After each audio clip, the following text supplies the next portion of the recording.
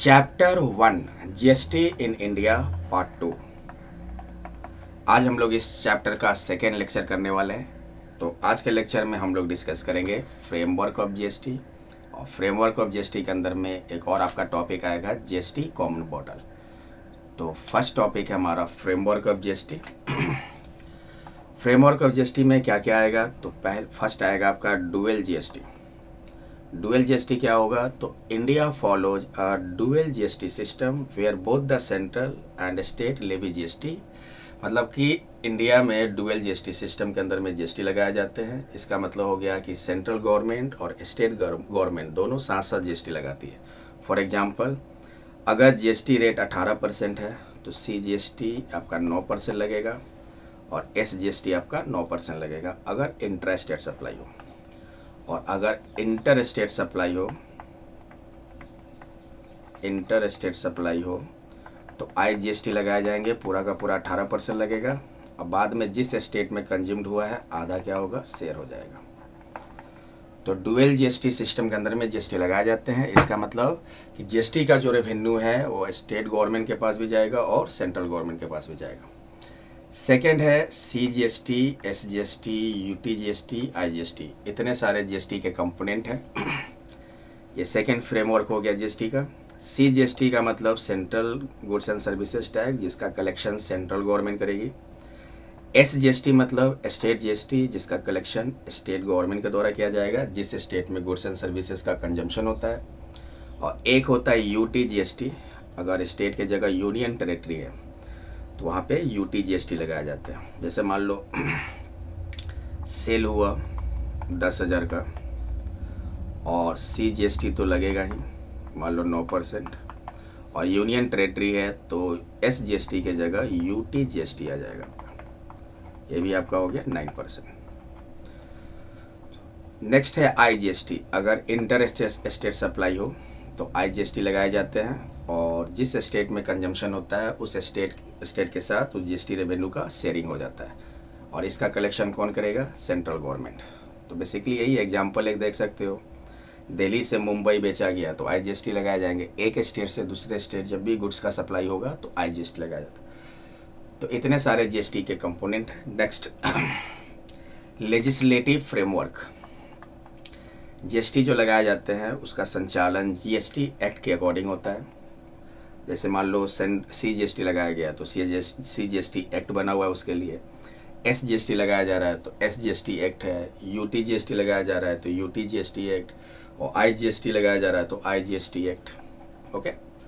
Next है GST के अंदर में गुड्स एंड सर्विसेज का क्लासिफिकेशन किया जाता है। तो गुड्स का क्लासिफिकेशन हम करते हैं HCN के अकॉर्डिंग। HCN मतलब हार्मोनाइज्ड सिस्टम ऑफ नोमेनक्लेचर। जैसे कि मान लो मिनरल वाटर है तो उसका HCN कितना होगा? 2202। और सर्विस के लिए लगाए जाते हैं सर्विस अकाउंटिंग कोर्स, जैसे कि एजुकेशन सर्विस है उसका SAC नंबर यानी कि सर्विस अकाउंटिंग कोड कितना है? 9986। तो बेसिकली गुड्स एंड सर्विसेज का क्लासिफिकेशन किया जाता है। गुड्स का क्लासिफिकेशन करते हैं HCN के according, harmonise system of nomenclature. जैसे पानी का हो, मिनरल वाटर का हो गया 2202। और सर्विस के लिए सर्विस अकाउंटिंग कोड के अंदर में क्लासिफिकेशन किया जाता है। और एजुकेशन सर्विस का सर्विस अकाउंटिंग कोड क्या है? 9986। Next composition scheme. अगर स्मॉल टैक्स पेयर है जिनका टर्नओवर बहुत कम है, 1.5 करोड़ से कम है, ऐसे ट्रेडर को, ऐसे बिजनेसमैन को ये स्कीम के तहत उनको फ़ायदा मिल सकता है। कंपोजिशन स्कीम का मतलब हो गया कि आपको जो टैक्स लगेगा कम रेट से टैक्स लगेगा, लोअर रेट पे टैक्स देना होगा। लेकिन एक बात ध्यान रखिएगा कि अगर जो कंपोजिशन स्कीम के अंदर में जीएसटी कर रहे हैं उनको ITC क्लेम नहीं कर सकते। Next registration. अगर जिस बिजनेस का एनुअल टर्नओवर थ्रेशोल्ड लिमिट के एबव हो, जैसे मान लो 20 लाख थ्रेशोल्ड लिमिट है तो 20 लाख से अगर अधिक का आपका सेल हो रहा है एनुअल, तो आपको जीएसटी के अंदर में रजिस्ट्रेशन कराना पड़ेगा। कहीं के स्पेशल स्टेट में 10 लाख के ऊपर होने पर आपको जीएसटी रजिस्ट्रेशन कराना पड़ेगा। तो मैंडेटरी हो जाता है कि अगर आपका एनुअल टर्नओवर, एनुअल सेल एक थ्रेशोल्ड लिमिट के एबव हो तब मैंडेटरी हो जाता है कि आप अगर बिजनेस चला रहे हो तो आपको रजिस्ट्रेशन जीएसटी के अंदर में करना पड़ेगा। तो ये बेसिकली फ्रेमवर्क है जीएसटी के अंदर में। एग्जेम्पशंस, कुछ गुड्स एंड सर्विसेज है जो जीएसटी से एग्जेम्प्ट होते हैं, जैसे फ्रेश फ्रूट्स हो गया, वेजिटेबल्स हो गया, एजुकेशन सर्विसेज हो गया। नेक्स्ट है seamless flow of credit. ITC का क्लेम किया जा सकता है। फॉर एग्जांपल ले लो, परचेज किए, मान लो एक ट्रेडर परचेज किया और 2000 उसने जीएसटी पेड किया और सेल पर उसने 3000 जीएसटी सेल किया, तो 3000 रुपये का जीएसटी कलेक्ट किया। तो गवर्नमेंट को जब पेमेंट करेगा तो 2000 जो जीएसटी ऑलरेडी पेड कर चुका है, यहाँ पे आईटीसी क्लेम कर लेगा। आईटीसी करा लेगा तो कितना गवर्नमेंट को देना पड़ेगा, 1000। तो बेसिकली यही है, input tax credit ensures tax paid on inputs can be offset against output tax liability. Purchase पे कौन सा जीएसटी लगाते हैं, इनपुट जीएसटी, और सेल पे आउटपुट जीएसटी। तो आईटीसी का क्लेम करने का मतलब सीधा सीधा समझो कि आउटपुट जीएसटी के साथ इनपुट जीएसटी का एडजस्टमेंट करेंगे, और अगर आउटपुट जीएसटी अधिक होता है तभी हम गवर्नमेंट को पेमेंट करेंगे। नेक्स्ट एक क्वेश्चन है आपका स्टडी मटेरियल का, question number 5। Discuss the leviability of GST. GST levy का मतलब होता है जीएसटी लगाना। तो discuss the leviability of GST और अदरवाइज ऑन द फॉलोइंग। आपके पास ये 4 ऑप्शंस है, आपको बताना है कि किस पे जीएसटी लगाया जाएगा, किस पे जीएसटी नहीं लगाया जाएगा। एकदम थ्योरेटिकल क्वेश्चन है। फर्स्ट है alcoholic liquor for human consumption. जैसे मान लो वाइन ले लो, शराब ले लो, तो क्या इस पे जीएसटी लगाए जाते हैं? तो इसका आंसर देखो, alcoholic liquor for human consumption not subject to GST, मतलब इस पे जीएसटी नहीं लगाए जाते हैं। It is kept outside the purview of GST, ये जीएसटी से इसको बाहर रखा गया है, फिलहाल बाहर है। And taxed under excise duty and VAT, और किसके अंदर में लगाया जाएगा, एक्साइज ड्यूटी और वैट के अंदर में। सेकेंड है, मतलब कि अल्कोहलिक लिकर पे वैट लगाए जाते हैं और एक्साइज ड्यूटी लगाए जाते हैं, जीएसटी नहीं लगाए जाते हैं। Second, petroleum crude, diesel, petrol, aviation, turbine fuel जिसको हम एटीएफ भी कहेंगे, नेचुरल गैस, क्या इन पे जीएसटी लगाए जाते हैं या कोई और टैक्स स्ट्रक्चर इस पे लगाए जाते हैं? तो देखो, petroleum crude, diesel, petrol, aviation, turbine fuel and natural gases, ये सारे क्या है, not subject to GST as of now, मतलब फिलहाल इस पे जीएसटी नहीं लगाए जाते हैं। ये आइटम फिलहाल क्या है, जीएसटी से एक्सक्लूड करके, बाकी जीएसटी से बाहर है। इसके अंदर में कौन सा टैक्स लगाया जाता है? तो सेंट्रल एक्साइज ड्यूटी और वैट लगाया जाता है। थर्ड है टोबैको। क्या टोबैको पे जीएसटी लगाया जाता है? तो टोबैको पे आपका जीएसटी लगता है 28% के रेट से, और साथ में सेंट्रल गवर्नमेंट की तरफ से एक्साइज ड्यूटी भी लगाया जाता है। फोर्थ है आपका ओपियम। ओपियम होता है अफीम, इंडियन हेम कह सकते हो, भांग कह लो, अदर नारकोटिक ड्रग्स, इन सब पे आपका जीएसटी लगाया जाता है। तो कहेंगे opium, Indian hemp and other narcotic drugs.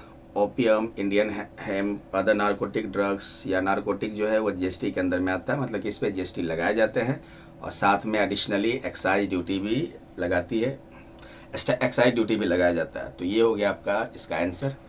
आप लोग इसका आंसर स्टडी मटेरियल में भी देख सकते हो।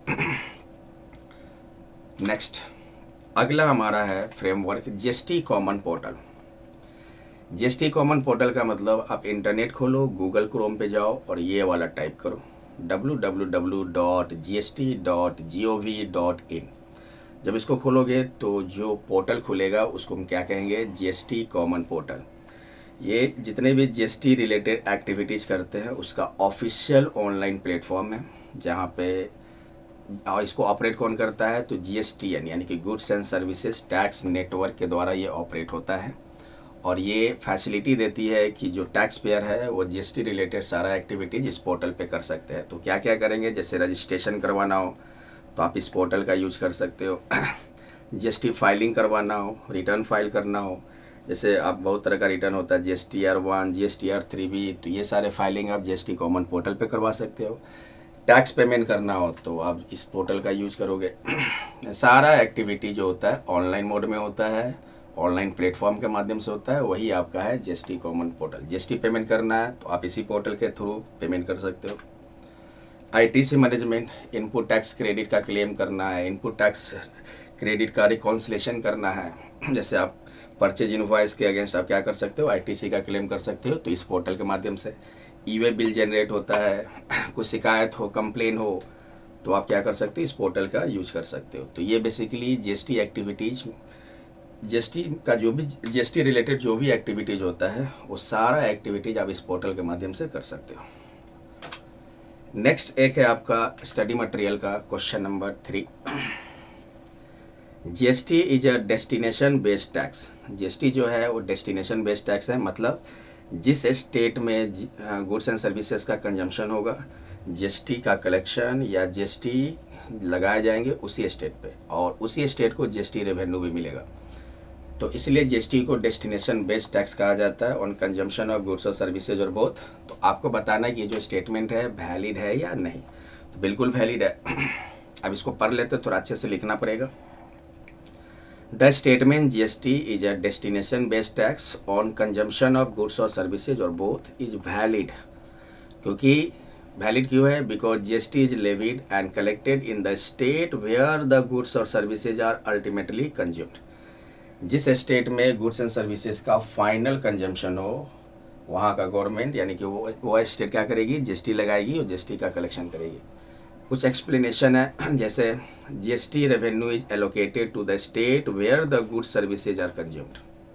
जैसे मान लो बिहार में ट्रांजैक्शन हुआ, कस्टमर खरीदा, उसको कंज्यूम कर रहा है, तो उस स्टेट में जीएसटी का एलोकेशन होगा, उस स्टेट को जीएसटी रेवेन्यू में भी शेयर मिलेगा। इंट्रा स्टेट सप्लाई जैसे देख लो, जैसे कि मान लो बिहार है और लोकल सप्लाई हो रहा है मान लो,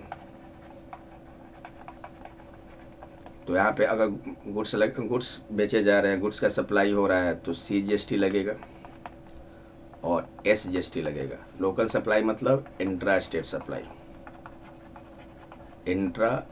सप्लाई, तो CGST भी लगाया जा रहा है, SGST भी लगाया जा रहा है। तो लिखा है यहाँ पे goods sold with in a state attract CGST and SGST। CGST जो है वो किसको जाएगा, उसका CGST रेवेन्यू सेंट्रल गवर्नमेंट को, और SGST रेवेन्यू वो आपका कंज्यूमिंग स्टेट जिस स्टेट में हो रहा है। तो बिहार में ही हो रहा है तो बिहार में ही रेवेन्यू चला जाएगा। जैसे एग्जांपल ले लो, एक ट्रेडर है कर्नाटका का, वो लोकल सेल कर रहा है, मतलब इंट्रा स्टेट सप्लाई है, तो जीएसटी का शेयरिंग क्या होगा, सेंट्रल और स्टेट गवर्नमेंट दोनों में हो जाएगा। सेंट्रल गवर्नमेंट के लिए CGST, स्टेट गवर्नमेंट के लिए SGST। और इंटर स्टेट सप्लाई है, मतलब एक स्टेट से दूसरे स्टेट, तब यहाँ पे IGST लगाया जाएगा। और IGST का कलेक्शन करती है सेंट्रल गवर्नमेंट, और बाद में जिस स्टेट में कंज्यूम्ड हुआ उस स्टेट में क्या हो जाता है, GST रेवेन्यू शेयर हो जाता है। तो यही आपका आंसर है। तो बेसिकली आपको डिस्कस करना है, वेरीफाई कर देना है आंसर लिखकर कि हाँ जीएसटी जो है डेस्टिनेशन बेस्ड टैक्स है। नेक्स्ट तो इतना ही आज देख लो, ये पिछले लेक्चर में हम लोगों ने इसको कर रखा था। तो अब हम लोग मिलते हैं नेक्स्ट पार्ट में। चलो तब तक पढ़ाई करो। Thank you for watching.